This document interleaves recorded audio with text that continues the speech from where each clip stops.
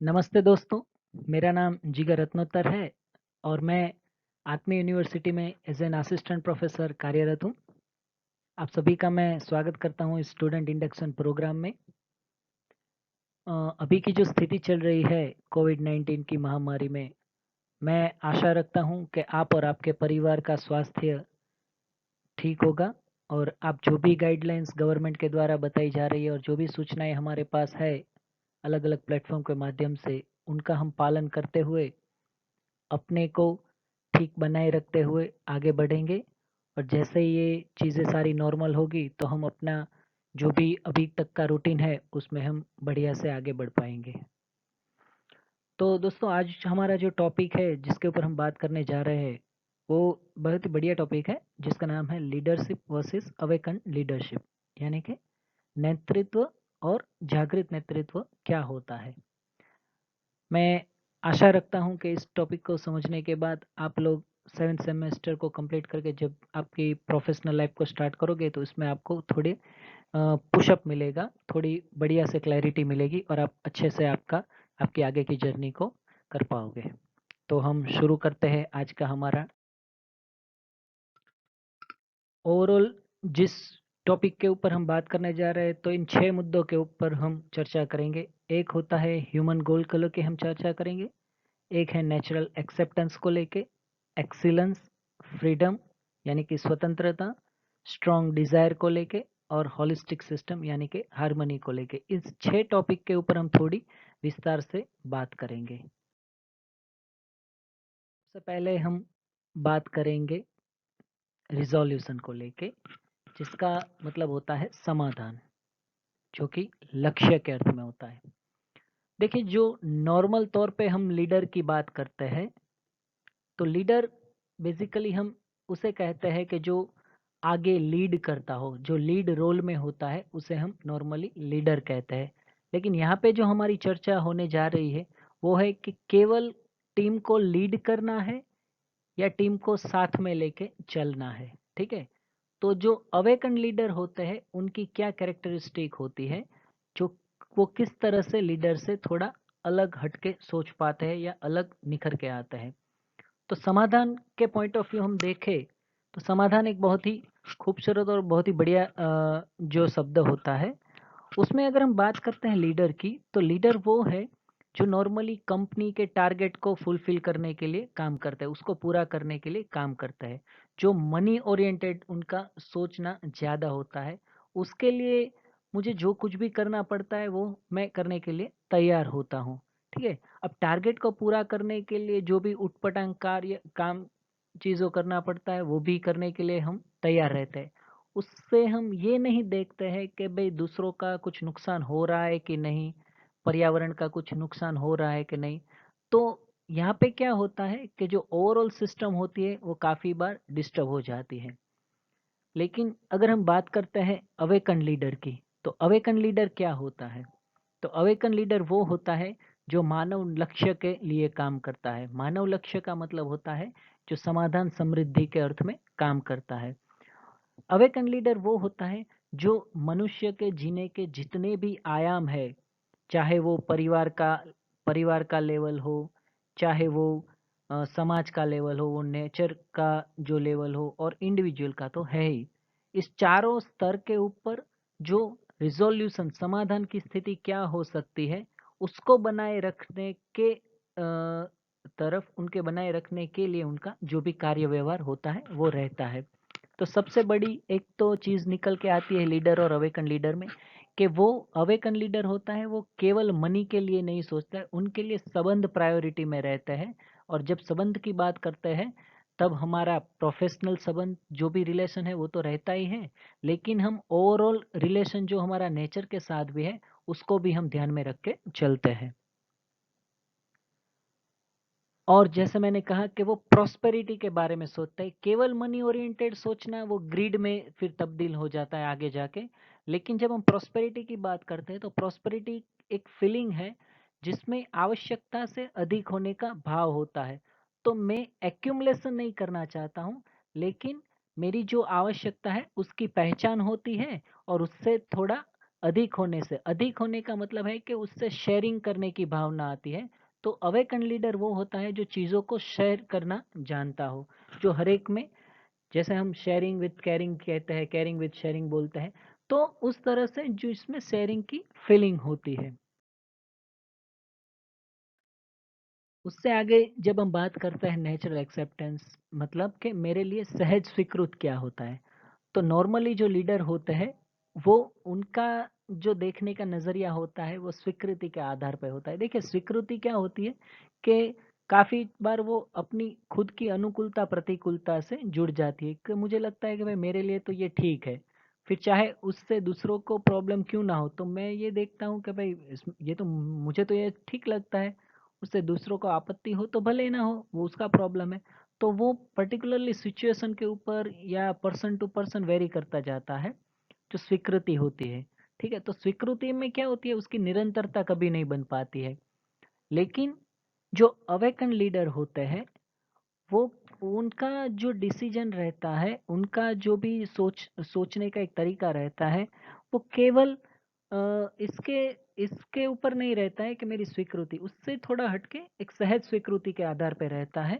सहज स्वीकृति का मतलब ये होता है कि जिसको मैं पहले खुद में जांच सकूं, खुद में निरीक्षण कर पाऊं कि ये मेरे लिए सही है कि नहीं। उसके बाद वो एक स्टेप थोड़ा और आगे सोचते हैं, जिसको बोलते हैं परीक्षण। उसका मतलब है कि वो स्वयं से लेके फिर उस चीज को अपने परिवार में देखते हैं कि ये मेरे परिवार के लिए सही होगा कि नहीं। जब हम कंपनी की बात करते हैं तो वहां पे भी यही चीज निकल के आती है। पहले जो अवेकन लीडर होगा वो ये देखेगा कि भाई ये चीज मेरे लिए, मुझे सहज रूप से स्वीकार है। उसके बाद वो देख पाएगा कि जो भी मेरी टीम है ना, जिसको मैं लीड कर रहा हूँ, जिसमें मेरी जिम्मेदारी है, थोड़ा उसका दायित्व लेके चल रहा हूँ, उसमें ये सभी को सहज रूप से स्वीकार होगा कि नहीं। जैसे एक छोटा सा हम एग्जाम्पल लेते हैं। जैसे एक चीज है कि मैं शरीर को स्वस्थ रखना चाहता हूँ कि नहीं रखना चाहता हूँ, या फिर अलग से पूछे कि मैं शरीर का पोषण चाहता हूँ कि शोषण चाहता हूँ। तो मेरे अंदर से ही, मेरे अंदर एक इनेट फैकल्टी है, तो मेरे अंदर से एक जवाब मुझे आता है कि भाई मैं शरीर का पोषण चाहता हूँ, I want to nurture my body. तो उसको जब निरीक्षण में करते हैं तो हमको ठीक लगता है।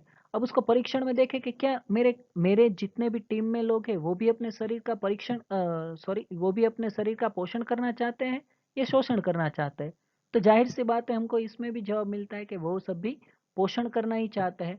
फिर उसको थोड़ा और सर्वेक्षण के फॉर्म में देखें तो थोड़ा बड़े कैनवास में हम देखेंगे समाज के लेवल पे, तो वो भी हम देख पाते हैं सर्वेक्षण से कि समाज में भी जो भी लोग हैं वो भी अपने शरीर का पोषण करना चाहते हैं। करते हैं कि नहीं वो अलग से एक डिस्कशन का मुद्दा है।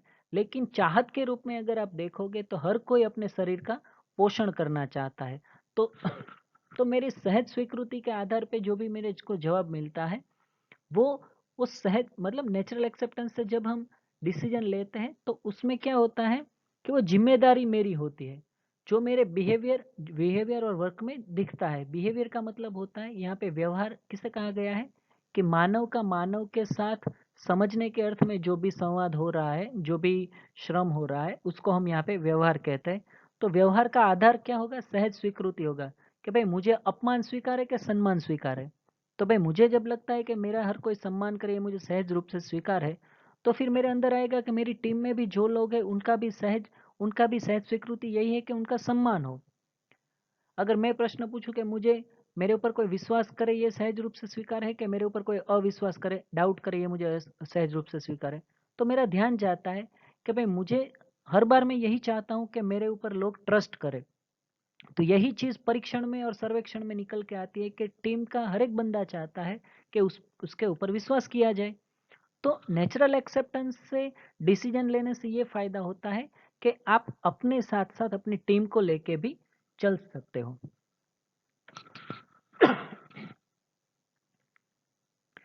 उससे क्या होता है कि जो भी व्यवहार और कार्य होता है उसमें आप म्यूचुअल फुलफिलमेंट देख पाते हो, यानी कि उभय तृप्ति हमको दिखती है।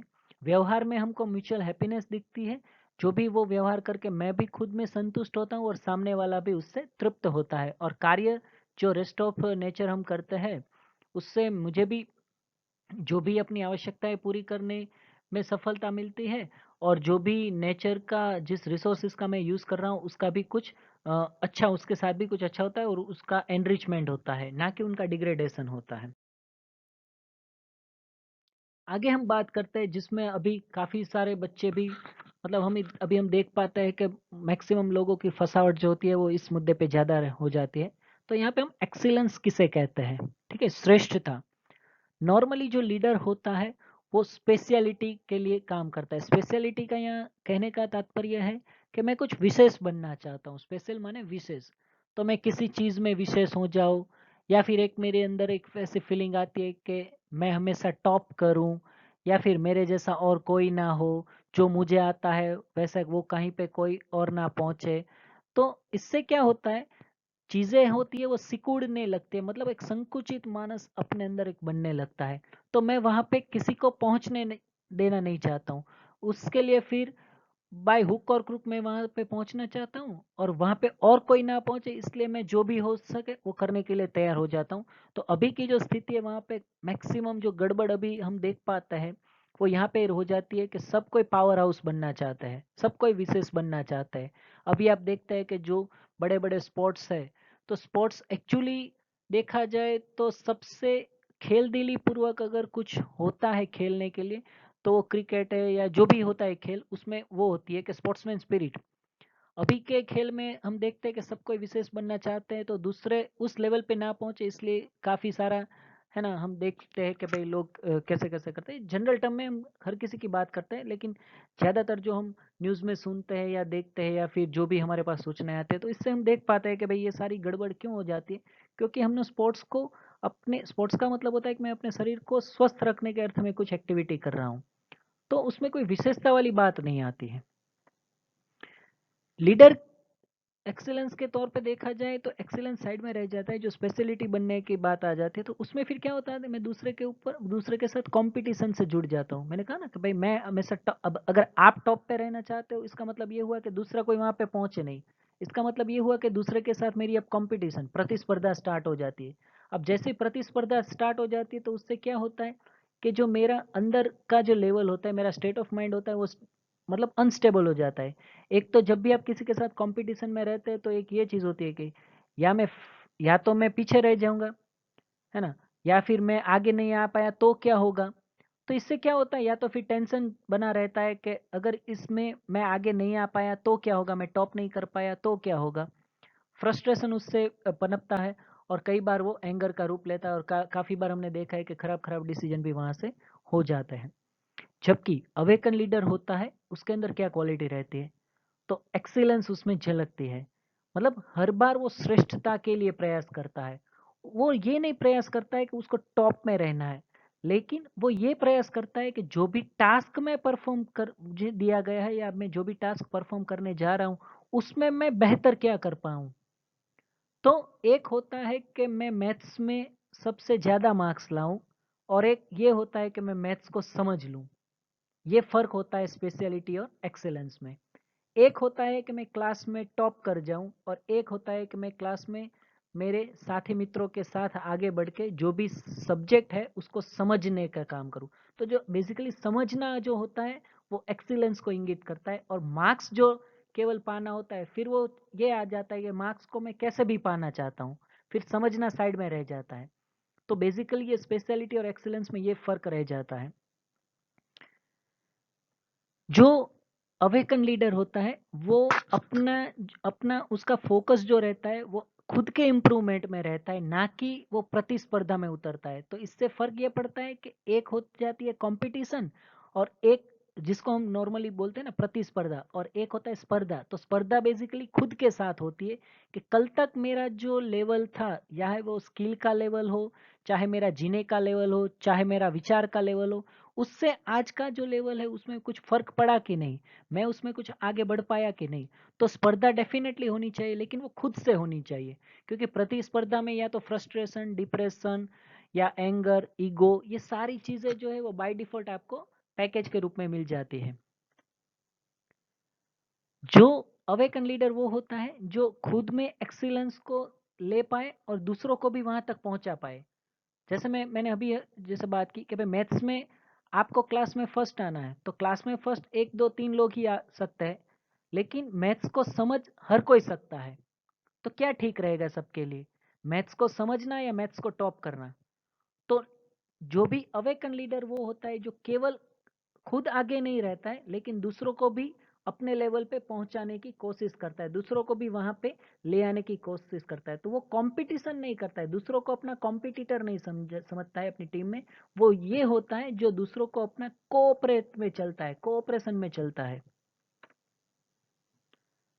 जिसकी कंपटीशन किसी के साथ नहीं होती है लेकिन उसके बजाय वो हार्मनी को एस्टैब्लिश करके चलता है। स्वतंत्रता, फ्रीडम। अभी देखिए स्वतंत्रता को लेके काफ़ी हमारे अंदर भी कंफ्यूजन बनी रहते हैं। बेसिकली अभी जिसे हम स्वतंत्रता कहते हैं वो स्वतंत्रता कम और मनमानी ज़्यादा होती है। अभी मुझको लगता है कि जैसे कपड़े पहनना मुझे पसंद है मैं वैसे कपड़े पहनूंगा, मेरी मर्जी, मैं जब आना चाहता हूँ मैं आऊँगा, मैं देर से भी आऊँ तो मुझे जो खाना है, मतलब ये ढेर सारी जो बातें होती है उसको हम बोलते हैं कि ये मेरी स्वतंत्रता है। बेसिकली स्वतंत्रता शब्द जवाबदारी से, जिम्मेदारी से जुड़ा हुआ है। स्वतंत्रता मतलब जो जितना समझदार वो उतना जिम्मेदार। अगर लोग समझते हैं कि मैं खुद स्वतंत्र हूँ तो उसको देखना पड़ेगा कि उसके अंदर जिम्मेदारी को लेने की योग्यता कितनी है ना? तो यहाँ पे जो बेसिकली हमारी बात हो रही है कि वो पीयर प्रेशर से मुक्त कितना हो पाता है। तो बेसिकली लीडर को देखा जाए तो क्या होता है, जब भी हम स्पेशलिटी के ऊपर काम करते हैं या कंपटीशन में हम उतर जाते हैं तो हमारा जो भी डिसीजन होता है या तो फिर कहाँ से आता है, वो पीयर प्रेशर से आता है। मतलब अभी भी आप देखो तो हमारे आसपास हमारे जितने भी डिसीजन है वो हमारे आसपास से ज़्यादा आ रहा है, ना कि वो हमारे खुद से लिए गए होते हैं। या तो किसी दबाववश, यहाँ पे दबाव इसे कहा गया है कि पीयर प्रेशर। जैसे कि कोई मेरा मित्र है वो मेरे घर पे आया और हम लोग सोफे पे बैठे थे और उसने बोला कि भाई यार 1 2 साल हो गए तेरे पास जो सोफे थे वो मैं 2 साल पहले आया था तभी वही थे, तो तुझे नहीं लगता है कि अभी के ज़माने में आपको सोफ़े चेंज करने पड़ेंगे? लोग कैसा-कैसा सोचते होंगे तेरे बारे में।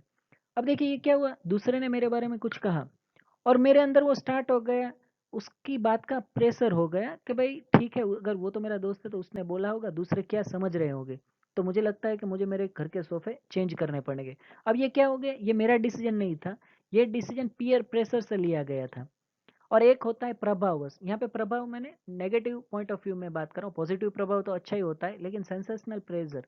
मैं किसी के घर गया और मैंने वहाँ पे देखा कि बहुत बढ़िया से सोफे थे या बहुत ही बढ़िया वो घर था और मुझे लगा कि काश मेरा भी एक ऐसा घर हो तो लोग मेरा सम्मान करेंगे। अब ये क्या होने लगा है मेरे अंदर कि अगर मेरे पास ऐसा होगा तो लोग मेरा रिस्पेक्ट करेंगे, तो मेरा स्टेटस होगा, तो मेरा नेम फेम होगा। तो ये हो गया नेगेटिव इन्फ्लुएंस हो गया, मैं प्रभाव हो गया।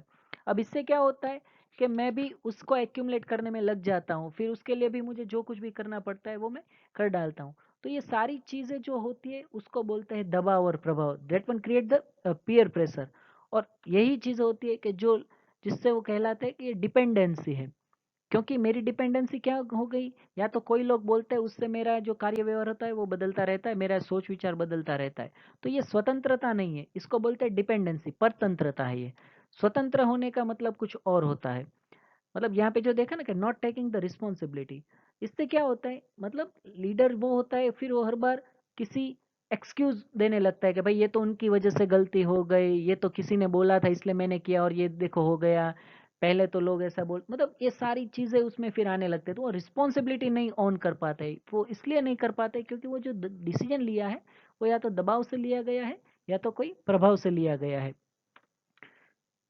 सो और वो हर एक परिस्थिति में क्या होने लगता है, फिर रिएक्शन आने लगता है क्योंकि खुद का डिसीजन नहीं होता है।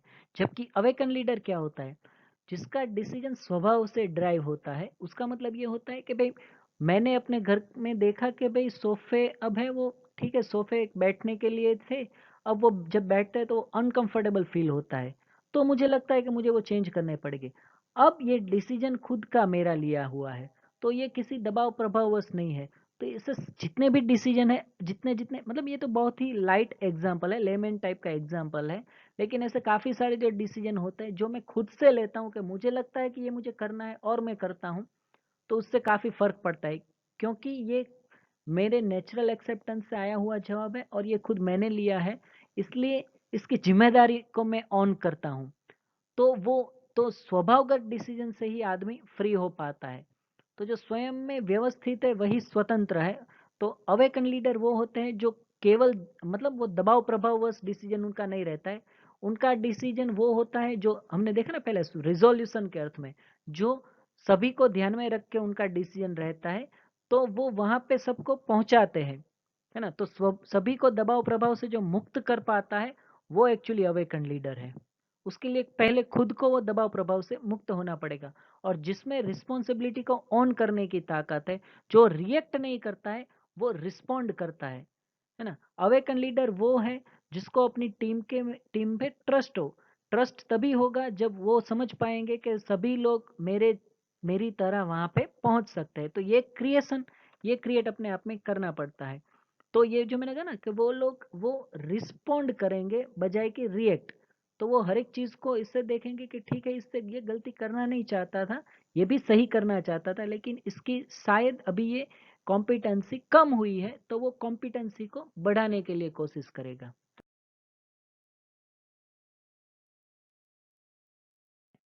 डिजायर के पॉइंट ऑफ व्यू अगर हम बात करें तो लीडर क्या रहता है कि बेसिकली उनके अंदर एक डायलेमा चलता रहता है, कॉन्ट्राडिक्शन चलता रहता है। वो किस तरह से होता है कि what I am and what I want to be, उन दोनों के बीच में कन्फ्लिक्ट बना रहता है। जैसे मुझे सहज रूप से क्या स्वीकार, जैसे हमने पहले बात की कि मुझे सहज रूप से क्या स्वीकार है कि मैं अपने शरीर का पोषण करना चाहता हूँ। तो what I want, what I am, तो भाई मैं अपने शरीर का basically what I want to be, तो मैं अपने शरीर को स्वस्थ रखना चाहता हूँ, उसका पोषण चाहता हूँ। लेकिन अगर पूछा जाए व्हाट आई एम, अभी की स्थिति में क्या मैं कर रहा हूँ, तो बेसिकली देखा जाए तो अभी मैक्सिमम हम हमारा जो ड्रिवन होता है खाने को लेके, वो टेस्ट से होता है, ना ही कि स्वस्थता से। अगर अगर हम अपने शरीर को स्वस्थ रखने के अर्थ में ये सब कुछ देखेंगे, तो वैसे ही हमारी इम्यूनिटी बहुत ही स्ट्रांग हो जाएगी। और अभी आप देख रहे हो कि कोरोना या जो भी अभी रोग वगैरह आते हैं, तो उसमें जितनी इम्यूनिटी, डॉक्टर भी बोलते हैं कि भाई इम्यूनिटी को बढ़ाओ, इम्यूनिटी को बढ़ाओ। इम्यूनिटी को बढ़ाने का मतलब है कि मैं खुद के शरीर को स्वस्थ कितना रखूं। तो यहाँ पे ये मैं बात करना चाहता हूँ कि what I am and what I want to be, उसके बीच में कंफ्लिक्ट कोई नहीं होगा। तो जो लीडर होता है वो बेसिकली कई बार वो डायलेमा में चला जाता है, फिर वो बोला ना सिचुएशन आधारित हो जाता है। तो यहाँ पे हर बार डिसीजन होता है वो सिचुएशन आधारित नहीं होता है, वो नेचुरल एक्सेप्टेंस से अगर ड्रिवन होगा तो वो डिजायर में कंफ्लिक्ट नहीं होगा। तो बेसिकली लीडर के बीच में डिजायर को लेकर बहुत ही कंफ्यूजन रहता है। करना तो ये चाहते हैं लेकिन हो कर कुछ और रहे होता है, तो वो बोलते हैं ना, बोलना और करना दोनों अलग अलग हो जाता है। इसलिए ये कॉन्ट्राडिक्शन जो होता है ना, वो खुद के अंदर एक डिसहार्मनी को क्रिएट करता है, और यही डिसहार्मनी होती है जो मेरे अंदर दुख और पीड़ा का कारण होता है, और वो जो रिएक्शन के फॉर्म में फिर बाहर निकल के आती है, और वो रिएक्शन दूसरों को फिर जो भी होता है वो उससे भी परेशान रहता है। जबकि अवेकन लीडर वो होता है कि जो what I am and what I want to be, मतलब जो अंदर से है वही वो बाहर मतलब दिखता है। तो उनको क्लैरिटी होती है कि भाई मैं मेरे शरीर को स्वस्थ रखना चाहता हूँ, उसके लिए ये कार्यक्रम है। अब उसके लिए वो मतलब कॉम्प्रोमाइज कभी नहीं करता है, वो सिचुएशनल आधारित नहीं है ना। तो वो कॉन्ट्राडिक्शन को जो रिमूव अपने आप में कर पाता है, स्ट्रॉन्ग डिजायर का मतलब ये होता है कि मैं अपनी टीम को किस तरह से आगे लेके चलना चाहता हूँ। तो वो डिजायर क्लियर, उसके लेके मेरे अंदर मेरा प्रोग्राम की क्लैरिटी है, तो उसको पकड़ के फिर चलना होता है, फिर उसके लिए इधर उधर स्विच ओवर होना नहीं रहता है, ठीक है। उस desire is establish harmony in the skill as well as the relationship. ये बहुत बढ़िया बात है। मतलब जो भी जो भी डिसीजन होता है, वो जैसे स्किल को अपडेट करने की बात हो, तो वो दोनों तरह से देखता है। वो हार्मनी एस्टेब्लिश कर पाता है अपनी स्किल को लेके और रिलेशन को भी लेके। तो ये दो तरह की चीजों को अपग्रेड करने में जो अवेकन लीडर होता है उनका ध्यान जाता है। अब और ये तभी हो पाता है जब मेरे अंदर कोई कॉन्ट्राडिक्शन ना हो, और मेरे अंदर कॉन्ट्राडिक्शन तब नहीं होगा जब ये कन्फ्लिक्ट नहीं होगा what I am and what I want to be. इसलिए वो स्ट्रॉन्ग डिजायर बहुत ही जरूरी है अपने, किसके लिए होनी चाहिए, तो डिजायर हमेशा अपने लक्ष्य के आधारित होनी चाहिए। और लक्ष्य कौन सा है, तो जो ह्यूमन लक्ष्य है, जो हर एक को नेचुरली एक्सेप्टेड हो, वही ह्यूमन गोल होता है। और जो सबसे लास्ट में जो बात होने जा रही है वो होता है कि हार्मनी क्रिएट करना, होलिस्टिक अप्रोच। देखिए होलिस्टिक का मतलब होता है कि सभी को ध्यान में रख के देखना। अब बेसिकली जो लीडर होता है वो क्या होता है कि वो स्पेशल डोमेन के ऊपर फोकस्ड हो जाता है, कार्यरत हो जाता है। इससे क्या होता है कि जैसे हमने बात की कि भाई अभी हम पेस्टिसाइड यूज कर रहे हैं मान लो, तो पेस्टिसाइड से क्या होता है कि हमको जो भी हम उसमें प्लांट या जो भी ग्रो कर रहे हैं उसकी क्वांटिटी बढ़ रही है, है ना। लेकिन अगर क्वालिटी की बात करें तो वो दिन ब दिन वो डाउन होती जाती है। फिर वो एक दिन एक समय बाद ऐसा आता है कि वो जो धरती होती है उसकी जो फर्टिलिटी होती है वो पूरी तरह से डाउन हो जाती है, उसकी उर्वरकता अब रही नहीं है। तो ये क्या चीज़ दिखाती है कि हमने एक ही डोमेन में मतलब देख पाए हम होलिस्टिक अप्रोच में नहीं देख पाए कि भाई ये जो हम पेस्टिसाइड डाल रहे हैं उससे आगे जाके ज़मीन की फर्टिलिटी में क्या फ़र्क पड़ेगा, इससे जो उत्पादन होगा वो खाने के लिए कैसा होगा, उसकी सेहत पे क्या असर पड़ेगी, है ना। अगर सेहत बिगड़ेगी तो फिर उसके लिए कितना खर्चा है। ये सारी चीज़ों को देख पाने का मतलब है होलिस्टिक अप्रोच। लेकिन लीडर जो होता है वो शॉर्ट टाइम ड्यूरेशन में देखता है, अभी की स्थिति में क्या करना है, अभी की स्थिति में क्या करना है। तो ये स्पेशल डोमेन के ऊपर काम करना बन जाता है। इससे कोई होलिस्टिक स्थिति का निर्माण नहीं होता है। इससे क्या होता है कि म्यूचुअल फुलफिलमेंट नहीं होता है। मेरा शायद अच्छा हो सकता है लेकिन ओवरऑल सिस्टम देखा जाए तो बिगड़ सकता है। और ये इसीलिए होता है कि नॉर्मली लोग ग्रिड के पीछे भागते हैं। लेकिन जो अवेकन लीडर होता है वो क्या होता है, वो रिजोल्यूशन को लेके आगे बढ़ता है। जो हमने पहले पॉइंट की बात की थी, वो सभी डोमेन को ध्यान में रख के चलता है कि भाई पेस्टिसाइड को किया जाए या फिर जीवामृत या जो भी ऑर्गेनिक कंपोस्ट या वो है उसको डाला जाए। भले ही उससे क्वांटिटी थोड़ी कम मिलेगी लेकिन क्वालिटी आपके पौधों में ऐसी आएगी जिससे जमीन की उर्वरकता भी बढ़ेगी, फर्टिलिटी भी बढ़ेगी और उसको खाने से हमारी हेल्थ भी बढ़िया रहेगी। तो अगर हेल्थ भी बढ़िया रहेगी तो फिर ये जो मेडिसिन या जो भी ये खर्चा है मतलब वो सारा कम हो जाएगा। तो अगर आप लॉन्ग टाइम देखोगे तो जो भी होलिस्टिक अप्रोच रहता है वो सबसे बढ़िया रहता है। उससे आगे हम जब बात करते हैं तो हर एक एग्जिस्टेंस में हर एक ऑर्डर जो होता है, जैसे कि पदार्थ अवस्था है, प्राण अवस्था है, जैसे मैंने मटेरियल ऑर्डर्स है, फिर प्लांट ऑर्डर है, फिर एनिमल ऑर्डर है और अल्टीमेटली द ह्यूमन ऑर्डर। वो सभी ऑर्डर को ध्यान में रख के उनका डिसीजन होता है। तो जो भी डिसीजन इन चारों ऑर्डर को ध्यान में रख के लिया जाता है उसी को कहा जाता है होलिस्टिक अप्रोच। तो approach is holistic so the final output is the mutual happiness. तो जब भी आपका अप्रोच होलिस्टिक होगा, यूनिवर्सल होगा, तो उसका अल्टीमेट आउटपुट जो होगा वो व्यवहार कार्य में आपको दिखेगा कि व्यवहार में आपको म्यूचुअल हैप्पीनेस दिखेगी और कार्य में आपको म्यूचुअल फुल जो भी प्रॉस्पेरिटी है वो आपको मिलेगी। तो दोस्तों वैसे टॉपिक तो बहुत बढ़िया है, बड़ा है। तो जब भी हम आगे इसके ऊपर अगर चर्चा करने की आवश्यकता होगी तो हम डिटेल से इसके ऊपर बात भी करेंगे। तो फिलहाल मेरी तरफ से इतना ही था कि भाई लीडरशिप और अवेकन लीडरशिप। तो मैं जब भी ये सारी चीज़ें अल्टीमेटली मैं मैकेनिकल करूँ, साइंस करूँ, मेडिकल करूँ या मैं जो कुछ भी सीखता हूँ वो मेरे स्किल का एक पार्ट है। उसको उसको सीखने के बाद जब भी मैं किसी प्लेटफॉर्म पे जाता हूँ, मैं किसी कॉर्पोरेट में जाता हूँ, मैं कोई एंटरप्रेन्योर बनता हूँ, मैं कोई बिजनेस स्टार्ट करता हूँ, तो जब अगर मेरे अंदर ये अवेकन लीडरशिप की क्वालिटी होगी तो डेफिनेटली मैं खुद तो आगे बढ़ूंगा ही, लेकिन मेरे साथ मेरी टीम भी ग्रो होती है। और अभी की स्थिति में आप देखोगे तो अभी अभी जो बड़ी बड़ी कंपनियां होती है वो भी यही चाहती है कि बंदे के अंदर क्वालिटी वो देखना चाहती है कि वो ग्रुप को आगे लेके कैसे बढ़ता है ना। वो ग्रुप में कंपटीशन होती है या माहौल क्रिएट करता है या फिर कोऑपरेशन से चलता है। तो स्पेशल वो बनना चाहता है या फिर वो एक्सेलेंस बनना चाहता है, वो किसी के ऊपर डिपेंडेंट है या फिर वो इंडिपेंडेंटली उसके अंदर डिसीजन को ड्राइव करने की ताकत है। वो केवल सिचुएशन से प्रभावित हो जाता है या फिर उसका खुद का भी कोई डिसीजन मैटर करता है। वो एक छोटे से डोमेन में बन के रह जाता है या फिर वो होलिस्टिक अप्रोच में देख पाता है। तो ये सारी चीज़ें जो होती है वो अवेकन लीडरशिप की क्वालिटी होती है। तो आशा रखता हूँ कि इसको समझने से आपके अंदर भी एक अवेकन लीडरशिप की मतलब जो भावना है वो जागृत होगी और आप भी अपनी लाइफ में कुछ केवल लीडर ना बन के अवेकन लीडर की ओर आगे गति करोगे। इसी के साथ आप सभी को मेरा मैं धन्यवाद कहना चाहता हूँ। Thank you.